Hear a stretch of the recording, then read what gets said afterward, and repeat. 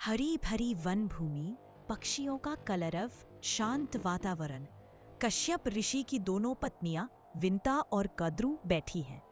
कद्रु के गर्भ से अनेक नाग उत्पन्न हुए हैं और विंता के गर्भ से अरुण और फिर गरुड़ का जन्म होता है। गरुड़ का शरीर स्वर्णमय, तेज से दमकता हुआ, विशाल पंख फैलाए हुए।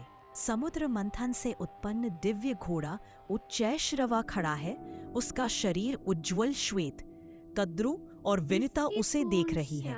कद्रु कहती है, इसकी पूंछ श्याम वर्ण है। विनिता कहती है, नहीं, यह पूर्ण श्वेत है।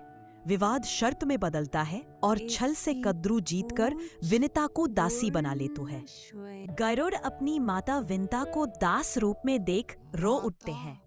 वे मां के चरणों में बैठते हैं और प्रतिज्ञा करते हैं, मैं आपको नागों के बंधन से मुक्त कराऊंगा। उनके नेत्रों में तेज और संकल्प की अग्नि प्रकट होती है। नाग सभा में नागराज और उनके बंधु बैठे हैं। वे गरुड़ से कहते हैं, यदि हमें स्वर्ग से अमृत कलश लाकर दो, तभी हम तुम्हारी माता को मुक्त करेंगे। गरुड़ गंभीरता से सहमति जताते हैं। गरुड़ अपने विशाल पंख फैलाकर आकाश में उड़ते हैं। सूर्य जैसे तेजस्वी उनके पंखों की छाया पृथ्वी पर फैल जाती है। बादलों को चीरते वज्रपात जैसी गति से स्वर्ग की ओर बढ़ते हैं। गरुड़ देव अद्भुत पराक्रम से आकाश में उड़े। मार्ग में उन्होंने अनेक राक्षसों और बाधाओं को परास्त किया। वे सीधे स्वर्गलोक पहुंचे, जहां अमृत कलश इंद्र के संरक्षण में था। गरुड़ देव का तेज इतना प्रखर था कि देवताओं की सेना कांप उठी। इंद्र ने वज्र से प्रहार किया, किंतु गरुड़ देव अचल रहे।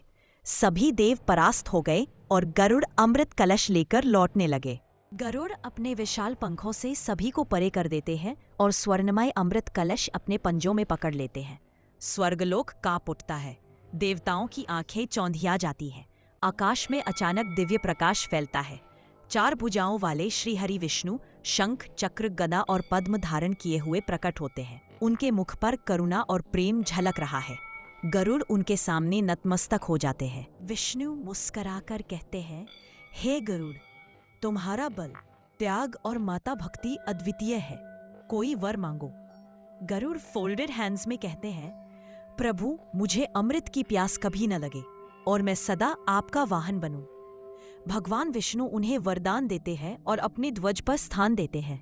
गरुड़ उनके पावन वाहन बन जाते हैं। गरुड़ अमृत कलश नागों के पास रख देते हैं। नाग स्नान करने जाते हैं। तभी इंद्र कलश उठा ले जाते हैं। नाग खाली स्थान चाटते हैं और उनकी जिह्वा 2 फट जाती है। विंता दासीपन से मुक्त हो जाती है। गरुड़ माता के चरणों में झुकते हैं। आकाश में विष्णु गरुड़ पर विराजमान हो जाते हैं। चारों ओर जय गरुड़, जय विष्णु की गूंज होती है।